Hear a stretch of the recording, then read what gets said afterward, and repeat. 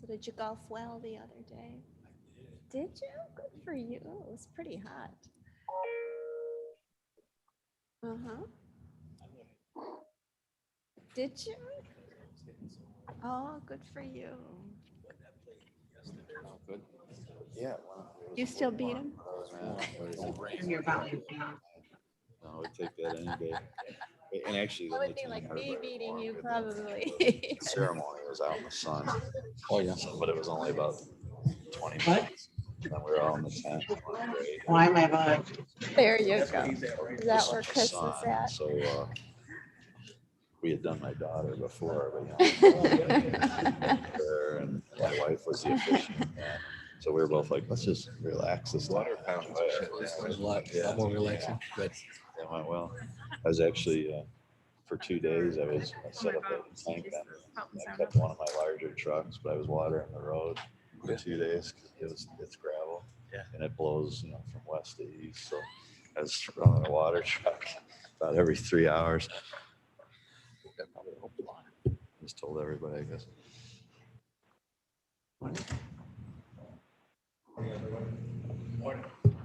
Good morning, everyone. The clock on the wall reading 10:03. I am calling to order the County Development Committee meeting of June 15th, 2021. Would the clerk please call the roll? Berman, Berman here. Brown, Brown here. Ford, Iqbal, Iqbal present. Kenyon, Here. Oniki, Present. Fraz, I was here. Caius, Guys present. Shepro, Martin, Martin present. We have a quorum. First order of business today is the approval of minutes of May 18th, 2021. May I have a motion, please? Berman moves. Mr. Ford moves, Ms. Nikki Winicki seconds. seconds. Do we have comments or questions relative to those minutes? Mr. Chair, Yes, I Mr. did Brown. point out to the clerk that I believe it was on C2. I was listed as the motion maker, or I think I was anyway. My name on the minutes was Dan Brown. So, if you want to call me Dan, that's fine, but my name is Dave. But Just don't call you late for dinner, right? I think that's, it's, and I'm not sure that I even made that motion. I don't believe I did. So she mentioned that she'd go back and listen to the minutes again and make sure they were correct. okay. Thanks, Dan. Yeah. If it becomes a hot issue, can you expect or accept responsibility for making the motion? Sure. With that Scrivener's error being presumably correctable, do we have any other comments or questions? Hearing none, would the clerk please call the roll? Berman, Berman, yes. Brown, Brown, yes. Ford, Iqbal, Iqbal, yes. Kenyon, Yes. Oniki, Yes. Fraz, I was yes. Caius, Guys, yes. Shepro, Martin. Martin, yes. Minutes stand approved. We have no one present from the Finance Department. The report will be on, or is on file. Should you have questions, please contact them directly. Which moves us to item 5, our Building and Zoning Report. Mr. Van Kerkhoff. Good morning. I'm happy to report that we're still operating well as a team, doing building and zoning permits. As the board is aware, the last board meeting was the resolution for allowing directors to prepare reopening plans. So we're very grateful for this whole period since the COVID shutdown. That when that happened, within 24, 48 hours, IT had allowed us to pivot to be entirely remote. And since the governor did not cease construction activities, we were able to service our customers in the construction industry during those tough times remotely. And we've continued to do so. Back in December, we were able to utilize the CARES Act funding for making changes to the 4th floor, which include security access to keep, control over that. And that's allowed us to be returning to the office on a voluntary basis and meet people by appointment. So our next phase with this reopening plan will be to reopen for regular office hours and to staff that appropriately so that we can be ready for folks to come in and have policies in place for that. We're really expecting we're going to see a dramatic dip in terms of the number of people actually who want to come and see us because they're so happy with being able to submit documents via email and have their plans submitted and everything. So we think, we'll still continue to have, as we've had over this past year, people who do want to come in and submit something in paper or meet with that, but we think it'll be a much smaller amount of foot traffic. We've also been able to continue doing our Monday morning staff meetings via Zoom. A number of board members here have participated in those, and those again are potential petitioners and property owners seem to really appreciate the ability to do that in Zoom instead of taking time to drive in and meet with us. So we're also very grateful to Human Resources. They've provided some templates to the directors to use to make adjustments to, but it's greatly appreciated to have something that we're starting from sort of the same basis, as well as allow the flexibility to customize for our team. So we will be working towards completing that and then setting a date in the near future to reopen regular office hours. So with that, I'd be happy to answer any questions anyone might have. Any questions of Mr. Van Kerkhoff? Good to be getting back to normal. We have one zoning petition today, and I know we have a couple of speakers and representation on behalf of the applicant. We'll ask Mr. Van Kerkhoff to give his normal presentation.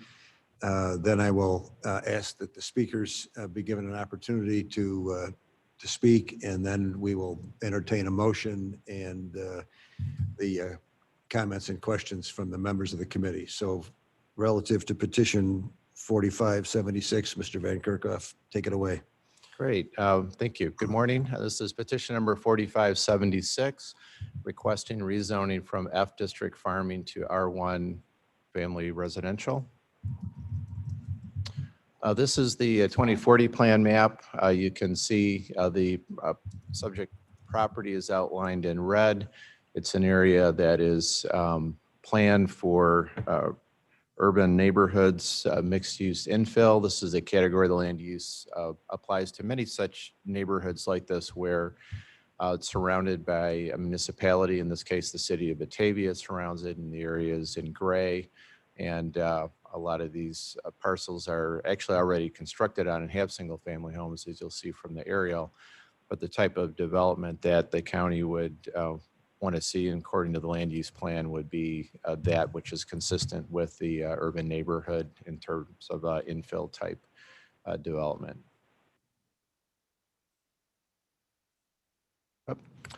Here, I'm going to get back up one.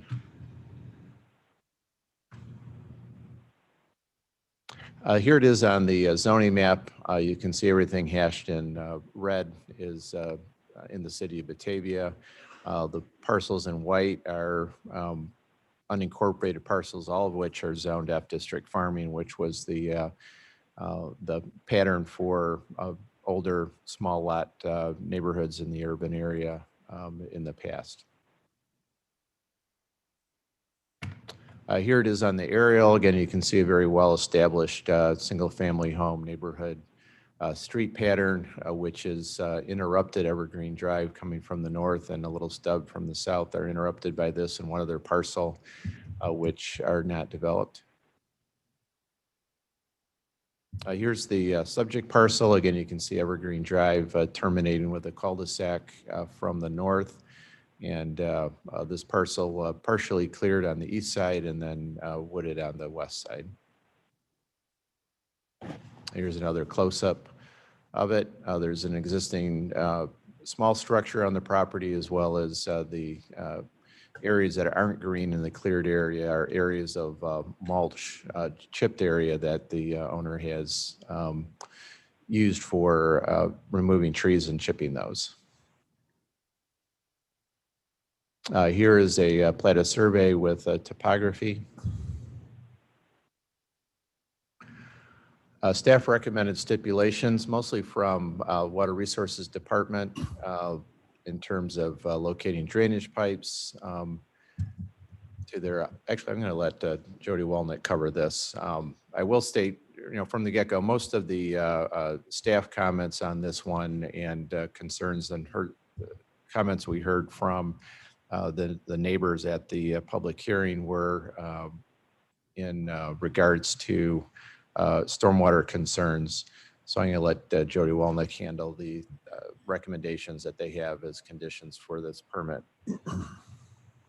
Thank you, Mark. And Blair, if we could pull up the PDF of the Kane County Stormwater Permit, that would be great. Thank you. I just wanted to maybe give a little background for new committee members and for the public this morning on how Kane County Water Resources looks at different lots that are being built on within the county. We have two different designations. The first designation is a type 1 lot, and a type 1 lot would be typically found in an existing subdivision where the developer of that subdivision has completed all the engineering necessary for the homes in there. And typically that is grading. You also see your floodplain, your detention storage, your top of foundation elevations. All those have been previously established by the developer. A type 2 lot is a lot where there's been no engineering completed on it. In this case, this lot would fall underneath the type 2 category, which means that as the property owner, they will be acting as the developer and will need to do the necessary engineering to prove out the site will support the residential structure. So what we have up on the screen and is available on the Kane County website is the Kane County Stormwater Management Permit application. This is required of any lots developing over 5,000 square feet of disturbance within the county. And I wanted to go over a little bit this morning. If you can go to the next page, Blair, actually page 3 would be great. There's a significant checklist within this stormwater permit application. And as the owner of this property, they will need to provide Kane County Water Resources the items listed that apply to their site that are within this checklist. So I will kind of quickly go through this, and the checklists within this application are quite extensive, but I want to kind of give you a quick overview of the items specifically pertinent to this site. So they'll need to provide existing and proposed contours. This is the ground elevations of the site, not the elevations of the mulch, within 100 foot of the site. They'll have to provide existing and proposed drainage patterns and watershed boundaries.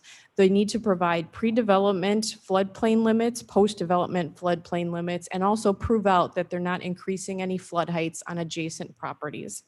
They need to show locations of cross sections and flow through the site, as well as locate subsurface drainage system and boundaries of all linear water courses, water bodies, and buffers, and the normal water levels of those areas. They need to show existing and proposed impervious areas, adjacent base flood elevations, and all contours used in depressional storage calculations. On the plan view, they also need to detail out the proposed and existing major and minor stormwater systems, the maintenance program for those systems, and the person responsible for the maintenance, as well as easements dedicated over those areas. They need to provide the base flood elevation as well as any flood flow elevations through the site, They need to provide the high water elevation, and they need to show the 2/10 floodplain, which is the 500-year floodplain. I won't go over the erosion and sediment control plan section, but if you want to go to the next page, Blair, please. Under the stormwater submittal is another significant section that will apply to this property. That will include the site drainage patterns and the off-site conditions, as well as a stormwater management plan for the site, on-site and off-site runoff calculations using a hydraulic and hydrologic model for both the major and minor stormwater systems, cross-sectional data for the open channels, as well as the hydraulic grade line for the water surface elevations under the design condition and base flood elevations. On the next page, thank you, is the watershed benefit measure, which is required as one of the conditions under this development, and any new impervious area would be subject to this. So additional storage will be provided on the property. They will be providing design calculations from an engineer on the seasonal high water table for the property, as well as infiltration rates, the vegetation that will be provided within that best management practice, as well as volume calculations and the calculations for any pretreatment or pollutant removals in the drawdown time. They also need to provide an opinion of cost for that, as well as a cross-sectional information and long-term maintenance, as well as recorded declaration of restriction and covenant to be provided upon completion of the project. Next page, please. Under the floodplain submittal, they need to show the 500-year floodplain, as well as analyze the hydrologic and hydraulic for the floodplain conditions for both existing and proposed. They need to show a tabular summary of any storage that is lost within the site and how that will be compensated for as required under the stormwater ordinance, and a narrative discussion of any kind of flood proofing activities, as well as the flood protection elevations for the home. And I think that we already have a wetland submittal from the owner. That section has been completed. And I think that completes my checklist of the main items that would be required for this development, in addition to the conditions that were added to it. There's quite significant engineering that it will be involved prior to any issuance of any permits from our office. Yeah, thank you, Jody. And to sort of piggyback on that, if this zoning were to be approved and they were to apply for the permit to build the single family home that this zoning action would entitle, that permit would not be issued until all those water resource submittals and reviews had been satisfied. So thank you, Jody. That's some more detailed information. So on the conditions that were adopted and recommended by the Zoning Board of Appeals, owner shall locate drainage pipes in the property, map the outfall as part of the building permit process, including storm drainage pipe at the end of Evergreen. Pipes in disrepair shall be replaced. City of Batavia to determine any required easements over storm sewer from Evergreen, as well as long-term maintenance responsibility. Owner shall ensure positive drainage across the site from both the east and south property lines. Based on current information tonight, site does not have adequate outfall. The owner shall determine overflow elevation of depressional storage area and provide one of storage for all new impervious areas to be added as B&P. Detention offsite adequate outfall will likely be required if additional homes are proposed and trigger detention. Due to soil and groundwater issues, staff concurs with Batavia's recommended condition in a letter submitted to the zoning board that it should be connected to the city sewer. Kane County Health Department, they noted that it would need to meet the well and septic codes, but we have concurred as a staff and the zoning board recommendation that it be connected to the city of Batavia sewer. Staff recommend findings of fact. This is a 2-acre infill piece that would allow one single family home on the property. If there were a desire to further intensify or develop this property, our recommendation would be that it go into the city of Batavia for that. And my understanding is the petitioner and their attorney have been working with the city of Batavia on a pre-annexation agreement relative to the sewer connection. But just to make it clear that the request to the county board in the action requested is rezoning that would allow only one single family home with the conditions recommended. Zoning Board of Appeals, they recommended approval with the following stipulations. This is basically a repeat of the other conditions. And it's before you this morning. So Jody and I are happy to answer any questions. You do have some neighbors, I believe, signed up to speak on the phone, as well as the attorney and the petitioner present if they want to elaborate on staff presentation. Thank you. Okay, thank you. Let's reserve questions of the committee until we've have a motion. This one, Nikki? Thank you, Mr. Chairman. We made the recommendation to, and Batavia did as well, to hook up to the city sewer system. Why have we not recommended that they hook up to the water system as well? Can we defer questions until we have the motion? I move for approval. Well, wait. I Okay, want to, the order that I announced was I want to have the speakers and then I will entertain a motion to approve and then we will have the committee okay. ask I'll the wait. questions. Sure. I see no one physically present in the room except the applicant and his attorney. Do you want to make a statement, Mr. Griffin? Sure, thank you, Chairman. Okay, we need your name and address. You will have 3 minutes and please proceed. Good morning, Patrick Griffin, 21 North 4th Street, Geneva, Illinois, on behalf of the applicant.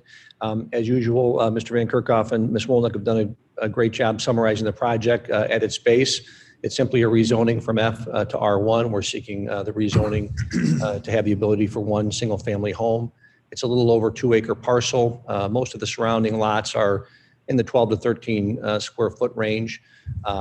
We understand our obligations to address any stormwater concerns. We are in agreement with all of the proposed stipulations that the staff has recommended.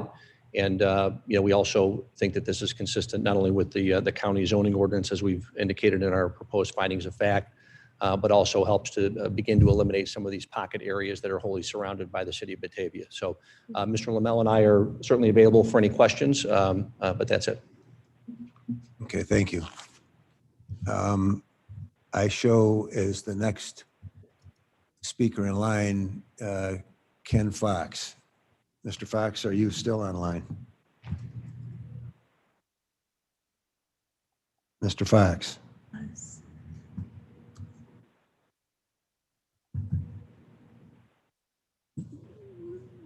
I hear no Mr. Fox, so we will.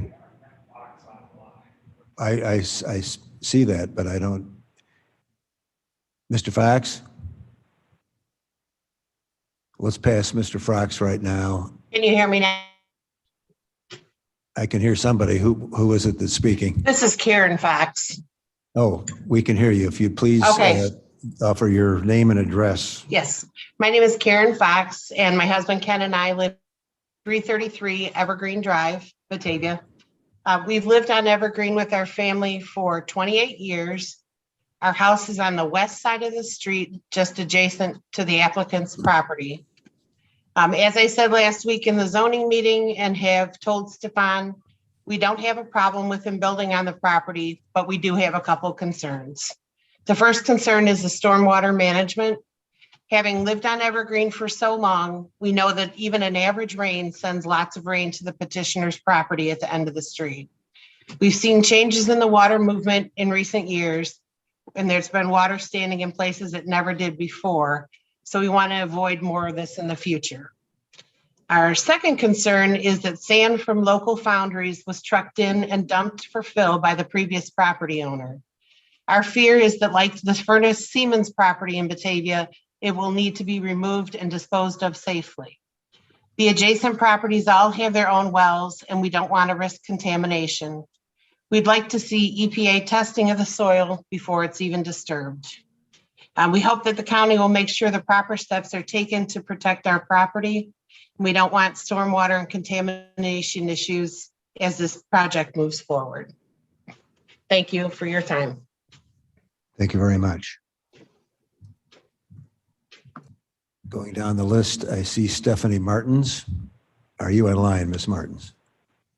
Yes, I am. Can you hear me? I can. Please offer your name and address and proceed.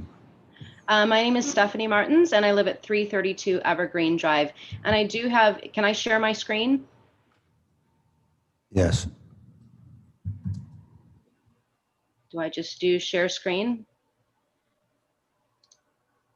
Someone with those credentials is going to have to help you.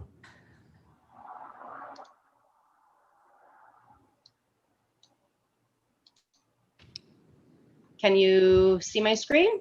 Yes, we can. Okay. All right. So I don't want to repeat what Karen just said. She did, she talked about the flooding and the foundry sands. There are other concerns or additional concerns as well. I'm not going to go through all that. What I'd like to do is share some photographs of what has happened addressing those flooding concerns. And I know Jody mentioned something about the elevation in disregard to the increase in elevation that has occurred due to the wood chip dumping. I'm not quite sure I'm clear on that, but what has happened over the years is that entire side of the property was trees. Now they've all been removed and chipped and dumped onto the property. So the elevation has increased. You can see that here, and there are multiple areas you could see from the top and down here where that elevation is increased, causing the water to come back down and flood into my property. I will show you that. In May of 2020, the rainfall numbers were half of what they were to the previous flood, and the water was at least double. And my crawl space flooded. I got an estimate for $5,000 to remove all of the insulation and paint and antifungal and dry it out and redo the insulation. This has never happened in at least 10 years at my property. So this is what is happening at that property. It's already, the damage is already being done. And I know that you're going to require him to, in the future, address these things. But I want to know who's going to be accountable for this, who's going to be approving those engineering drawings, who, and again, if I sustain any more property damage due to this, because I have documented facts from the history that this has not occurred in the past at my house, who's going to be accountable? Is it going to be the property owner? Is it going to be the county? Is it going to be the city?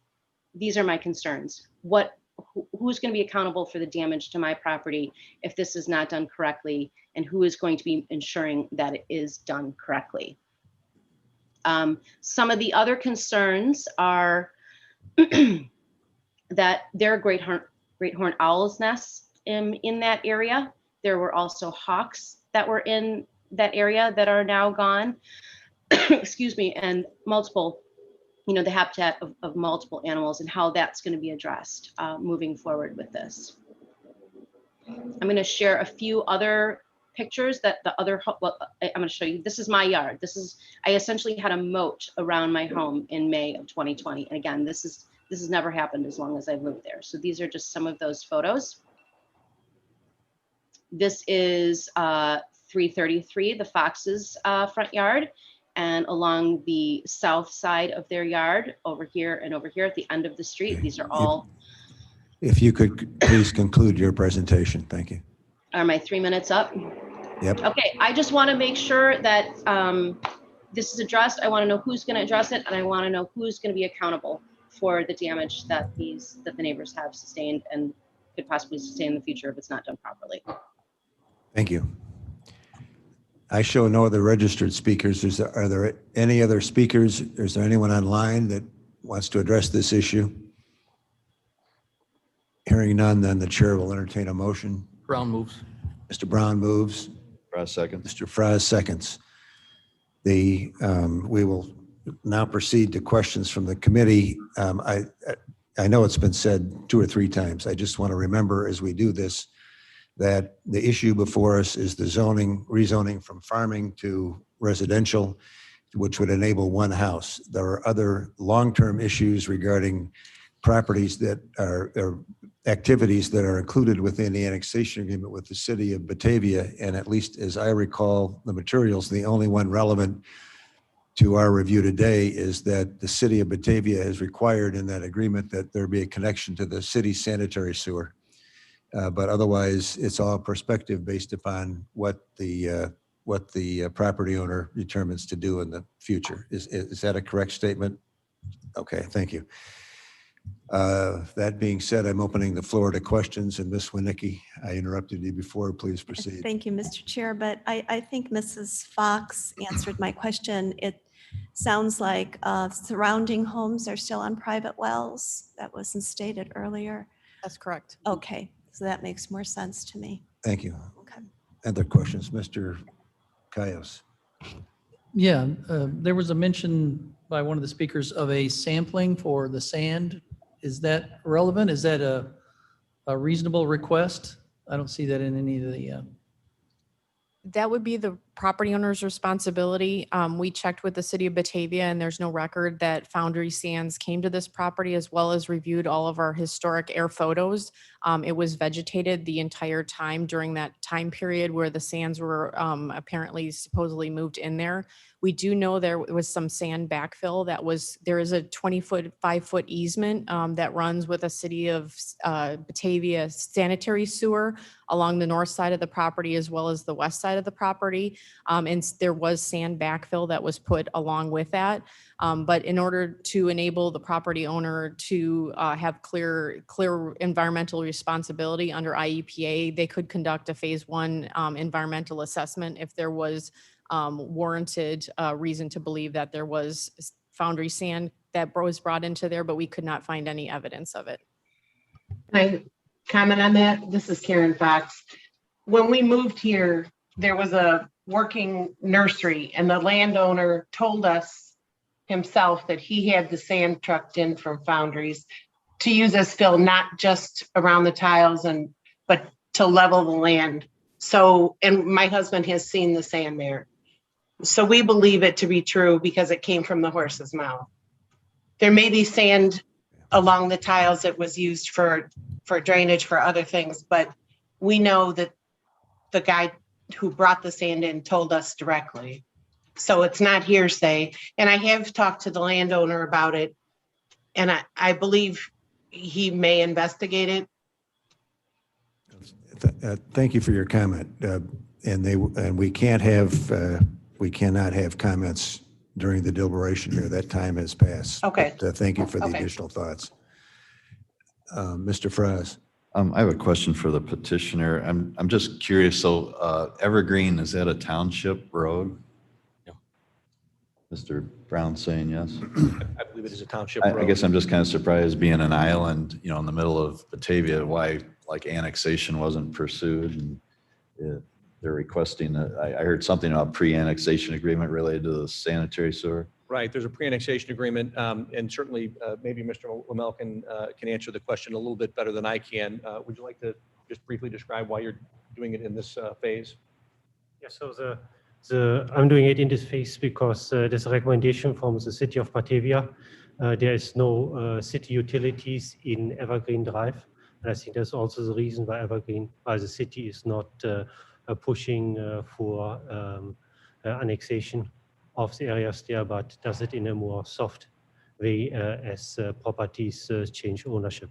Okay. So the suggestion of the city of Batavia was to start the construction in the county so that I am grandfathered in to use the existing well and come at electricity. And then towards the end of the construction, annex to the city of Batavia so I can connect to the existing sewer line. Okay, so Batavia is satisfied. My other question, would you be willing as an owner to alleviate the concerns of the neighbors to voluntarily get a test of the reported Foundry sand? I'm somewhat familiar with that. It was used as fill around Batavia for years, and it's not all necessarily contaminated material, but I think it might be a nice gesture to the neighbors to agree to one. Yes, so I will follow up on this. I was contacted by the Illinois Environmental Protection Agency a couple of years ago. And then I called them back and we discussed. It was determined that the sand from that was brought to my property most likely came from an iron factory, iron foundry. And sand from an iron foundry is recommended to be reused for loosening up the soil in even vegetable production. And when I asked Illinois EPA if they want a sample or so, they said, no, that's not required. If you have any concerns, feel free, or if you are concerned, then you should test it. And since it was determined at that time that it was iron foundry, I didn't follow up on that. Okay, I would appreciate if you followed up on that and then also provided something to the neighbors. And then as far as the neighbors are concerned, I would just say, obviously you saw Jody Wolnick, our Water Resources Director's checklist. So this property will be undergoing the most extensive, stormwater review that it's ever had. So I hope that would alleviate your concerns. It doesn't guarantee that nobody's yard will ever flood again, but it will guarantee that the owner does not discharge more water off the property than is allowed. So I support this, but I do encourage the petitioner to have a dialogue with the neighbors on the sand. Well, and I would, to that point, I would volunteer that absent the involvement of Jody and the water resource people in an approved petition, there'll be nothing done that either addresses or identifies issues. So in my mind, there's a positive to the process, whether or not the drainage improves, at least there'll be knowledge and it's not going to be getting worse. Mr. Ford? Here, thank you. Can I see the site plan again with the contours?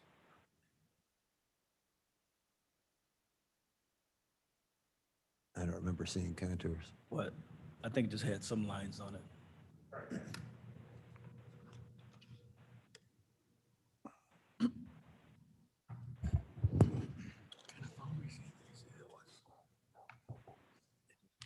There it is. Thank you. Probably that place down by Chuck's garage. I guess my thought is, I guess they must find that whatever drainage exists around there and on site. But I don't see where, once that is done, that unless the pipes lead to a pond or something, where the water can be taken away to overall. And I know that's probably not their full concern, but it's just more of a curiosity question. Ms. Wolnick? That's the pointer button.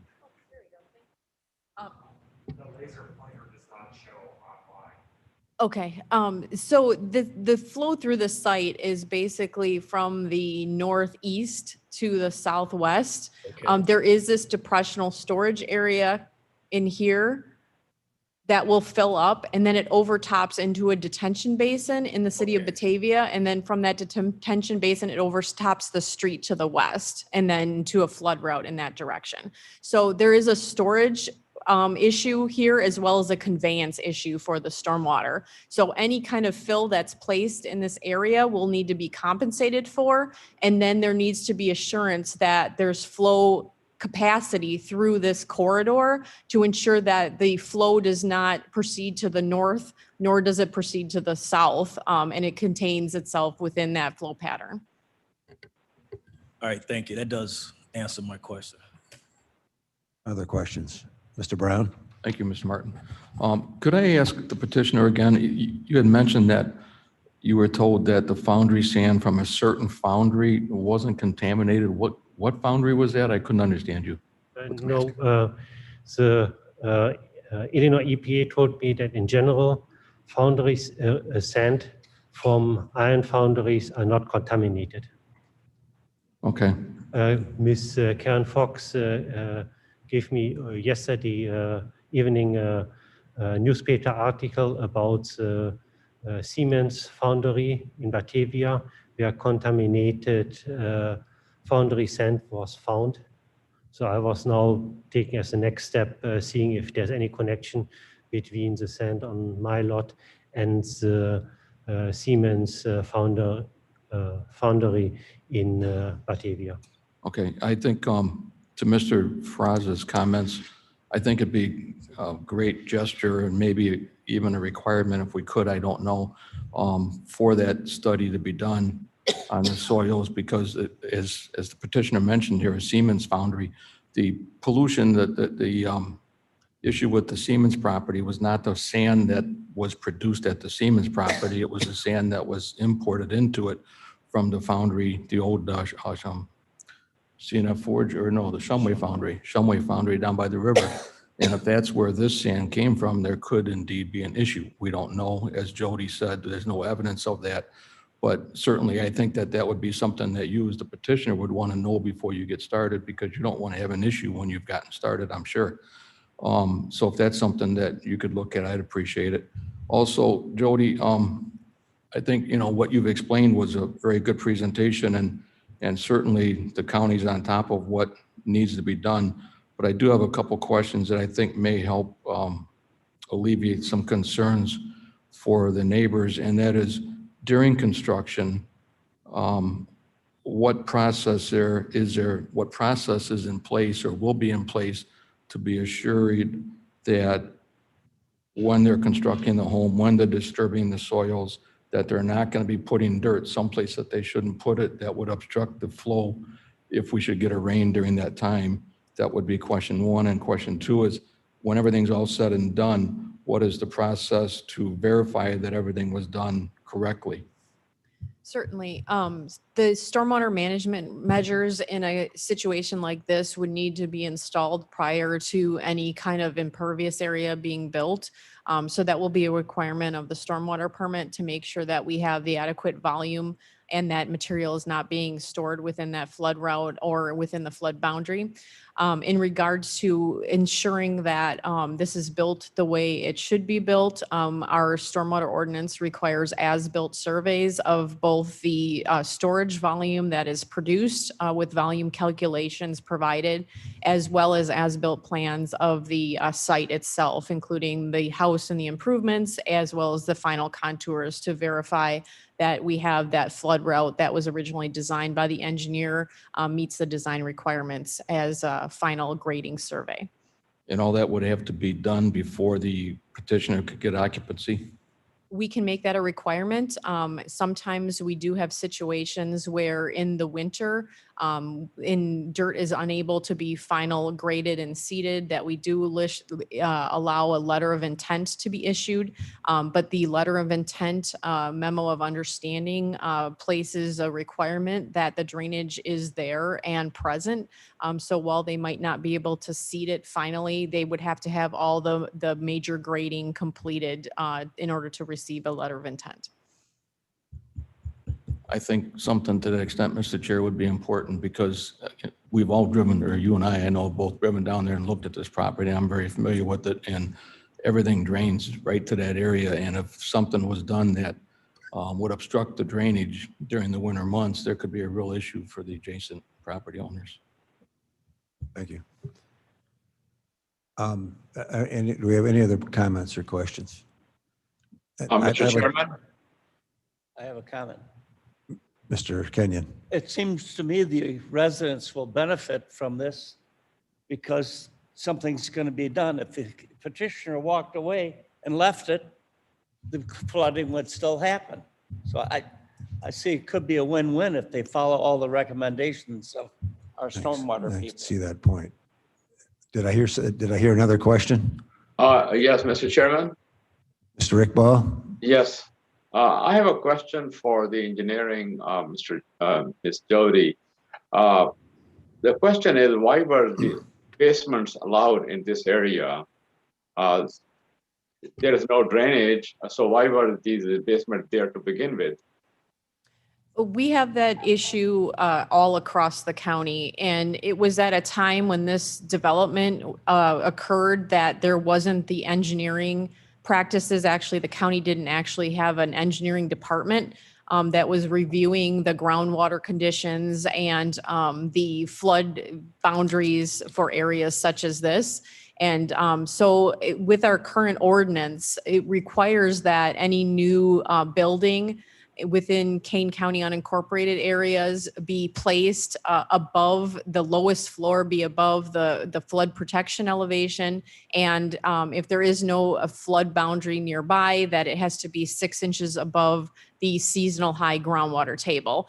And so the idea is in areas like this where we don't have a modern storm drainage system that's serving the area, you don't want to have sump pumps from basements, not only the potential for flooding, but you also have constantly running sump pumps and then the power goes out and the basement floods anyways. There's nowhere for that water to go here. And so there's the potential for this site that basement might not be allowed just because of the restrictions of the groundwater and the adjacent flood elevations. I'm Thank sorry you. to interrupt again. This is Karen Fox. Most No, houses on the street don't have basements. We have crawl spaces. I think Mr. Brown. I just want to do a follow-up on Mr. Kenyon's comments. I agree, this could be a good thing for the neighborhood if done correctly. So I think that's what we're all just trying to strive for and do here. So. Thank you. Do we have any other comments or questions? Can I comment as the homeowner? Or No. No, I can't. Thank you. I have one comment and a request. There've been mention made of the safety of the sand that was added and confirmation that there's been efforts exerted to learn that it was safe.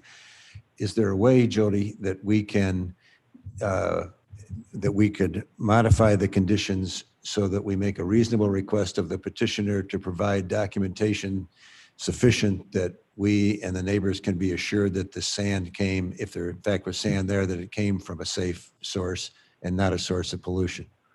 The appropriate comment would be requiring a phase 1 environmental assessment of the site.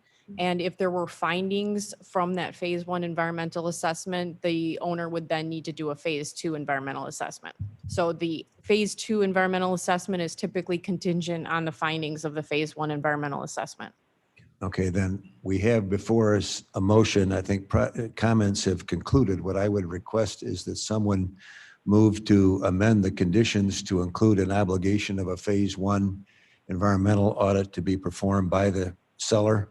And that should the same indicate the potential for an issue, that a phase 2 be ordered to confirm either the presence or Brown absence moves. of contamination. Brown Mr. Brown seconds. moves that, Mr. Fry seconds.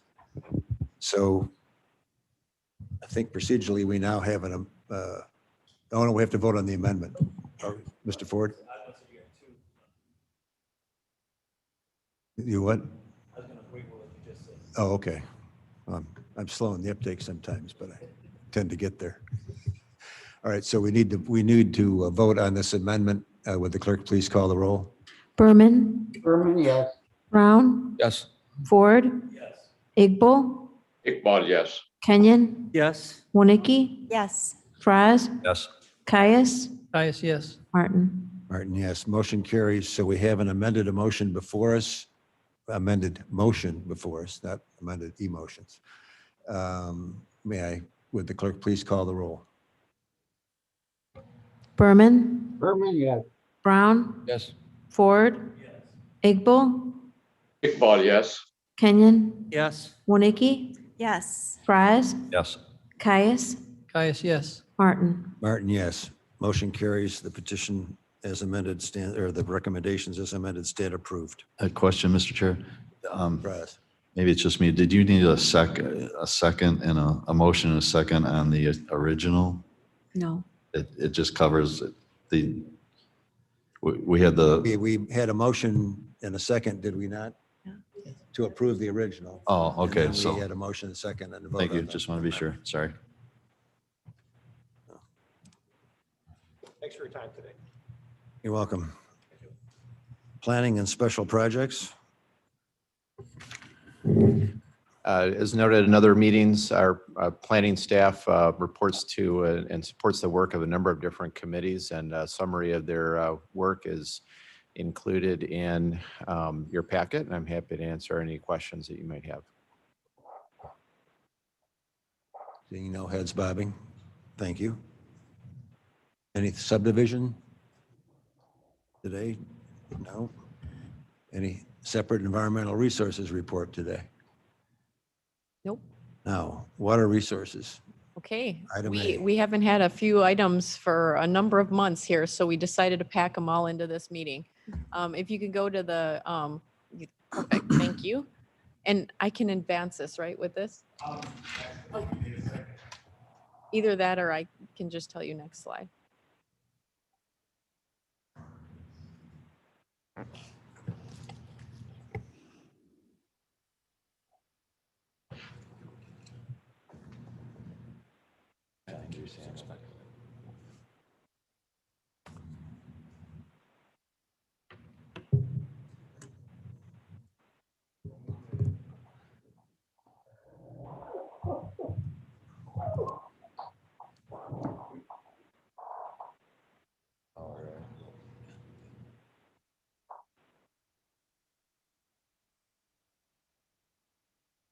Oop. Oh, God. Can imagine. Oh, geez. There we go. Okay, that'll work. Thank you, Blair. We have one cost share approval for you today. It's the Boyer Road Drainage Improvements. It's located in an unincorporated Dundee Township. The flooding is caused by a failed drain tile system, causing surface flooding on 3 properties that lasts for months at a time. Even with the extreme drought we have had, there's still quite a bit of water out there. This is a coordinated effort with 3 unincorporated residents plus a business park owner in the downstream municipality of Algonquin. So here's a drain tile map of the property. It extends to the south and then runs to the north through the unincorporated parcels here, and that's the system that's in failure. Oop. And here is a detail of the section that would be replaced by the owners. And then as you see in the gray above, this section would be replaced by Pelote. So the cost share would be Kane County cost share amount of $5,000. The Boyer Road residents will be contributing $10,000 for a total project cost of $15,000. And we are recommending approval of the Boyer Road cost share. Well, we have a motion, please. I'll move it. Ms. Winnicki moves, Mr. Kenyon seconds. Do we have comments or questions? Hearing none, clerk, please call the roll. Berman, Berman, yes. Brown, Brown, yes. Ford, Iqbal, Iqbal, yes. Kenyon, Yes. Winnicki, Yes. Fraz, Yes. Caius, Caius, yes. Martin. Martin, yes. Motion carries. Our next item is a resolution authorizing the creation of the Church Molitor SSA Fund 5313 and the 45W 185 D&D Sky Plank Road SSA Fund 5314. This is a finance requirement. We had 2 SSAs that are in the process this year that will be levied on with the 2022 tax bill payable in 2022 for 2021. And we need to create funds within the finance system in order to deposit those funds and pay them out to the contractors doing the work. So I would recommend approval of the resolution creating the funds for Church Molitor and the Plank Road SSAs. And we have a motion, please. Mr. Fries moves. I'll second. Mr. Ford seconds. Comments or questions? Hearing none, clerk, please call the roll. Berman, Berman, yes. Brown, Brown, yes. Ford, Iqbal, Iqbal, yes. Kenyon, Yes. Winnicki, Yes. Fraz, Yes. Caius, Caius, yes. Martin. Martin, yes. Motion carries.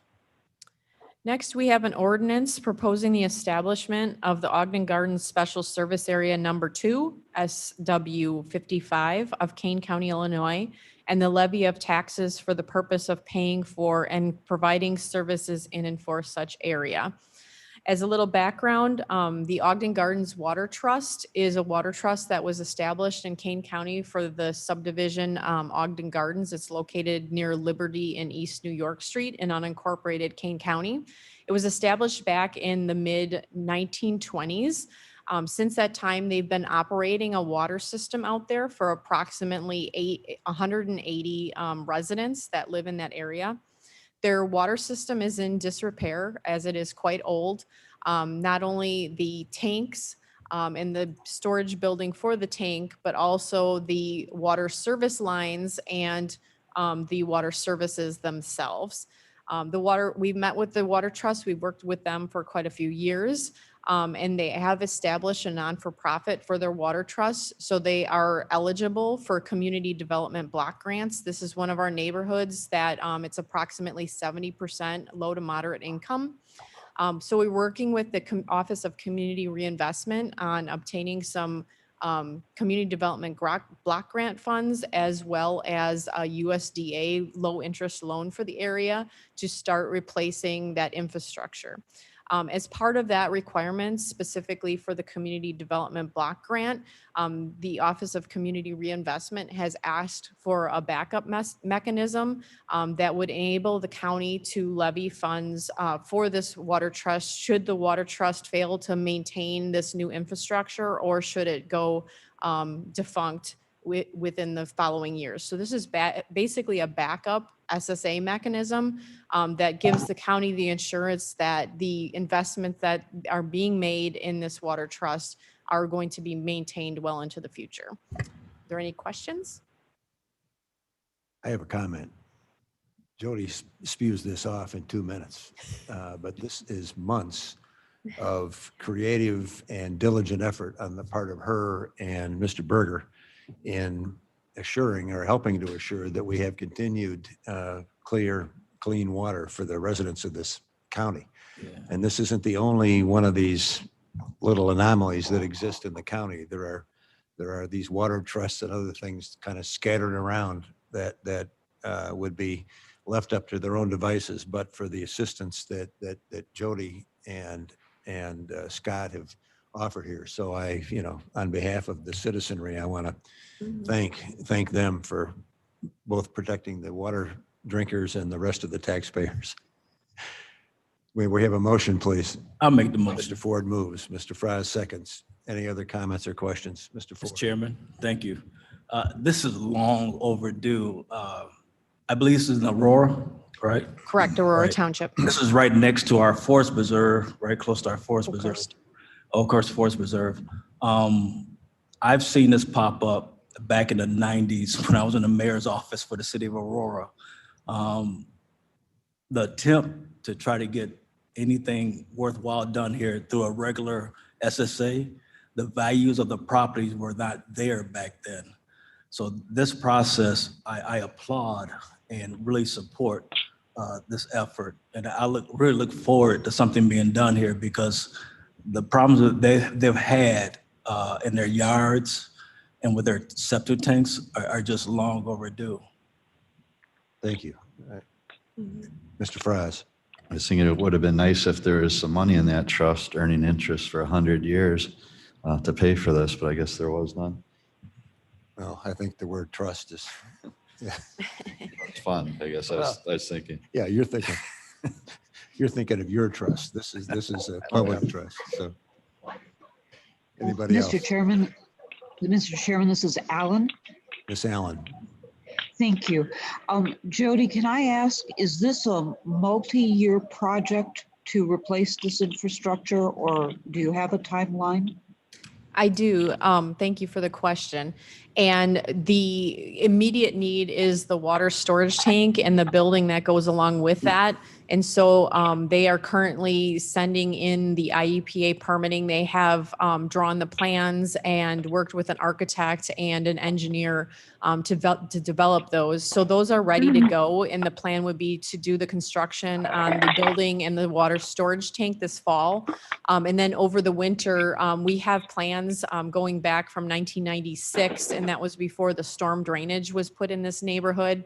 And so we need to update those plans for the water main and the water services. And our plan would be to do that over the winter and then bid out the water mains as well as the water services for 2022 into 2023. It's likely that'll probably be a 2-phase project. Thank you. Do you think it will also need CDBG funds for a couple of cycles? Yes, and speaking with Director Berger, that would be the plan, would be to marry those CDBG funds for several cycles along with hopefully some USDA funding for the neighborhood. Thanks very much. Thank you. Any other comments? Clerk, please call the roll. Berman, Berman, yes. Brown, Brown, yes. Ford, Iqbal, Iqbal, yes. Kenyon, Yes. Winnicki, Yes. Fraz, Yes. Caius, Caius, yes. Martin. Martin, yes. Item D.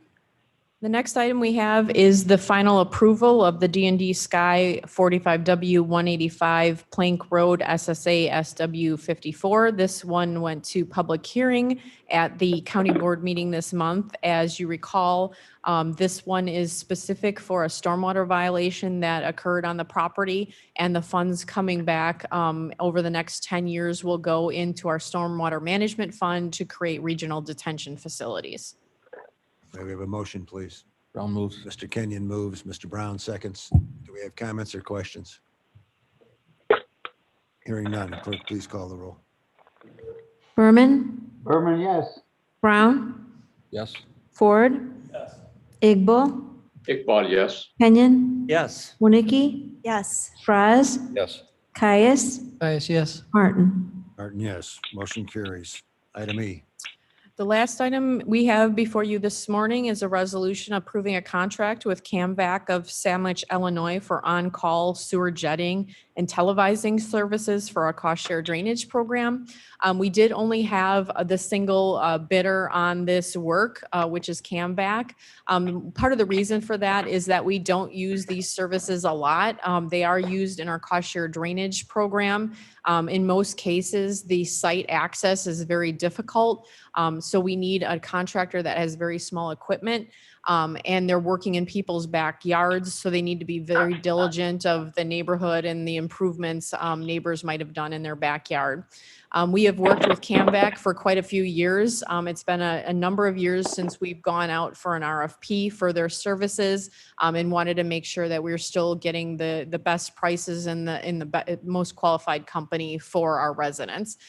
So we're very happy with their services. They've done a great job on all of our cost share projects as well as the maintenance work on any of our stormwater SSAs. And so we would recommend approval of CAMVAC of Sandwich, Illinois for a 3-year contract at the rates that are included in the contract. And that will be on an as-needed basis as the funds are available through the riverboat for our cost share drainage program. And then we would also have two 1-year extensions for that contract. So in total, it would be a 5-year contract if extended. Thank you. May we have a motion? Ms. Winnicki moves. Moves. Mr. Kenyon seconds. Do we have comments or questions? Hearing none. Clerk, please call the roll. Berman, Berman, yes. Brown, Yes. Iqbal, Iqbal, yes. Ford, Kenyon, Yes. Winnicki, Yes. Fraz, Yes. Caius, Caius, yes. Martin. Martin, yes. Motion carries. Item 10. Mr. Berger, do we have anything from you today?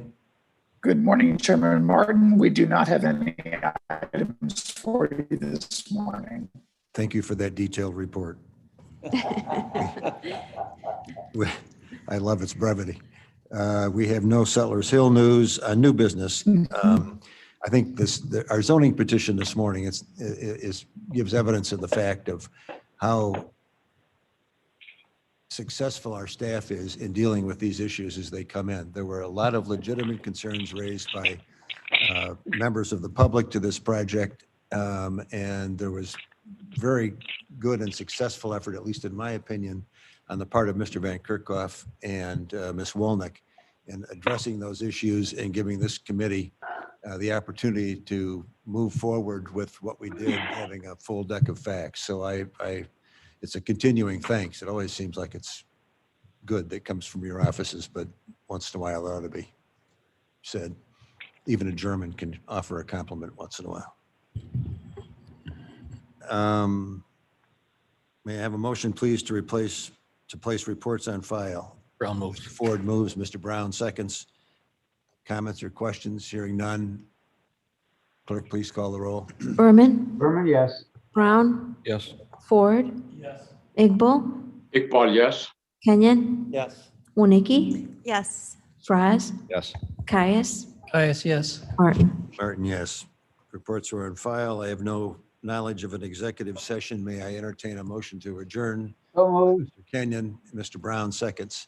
All in favor of adjournment signify by saying aye. Aye. Opposed, same sign. Meeting is adjourned at 11:06.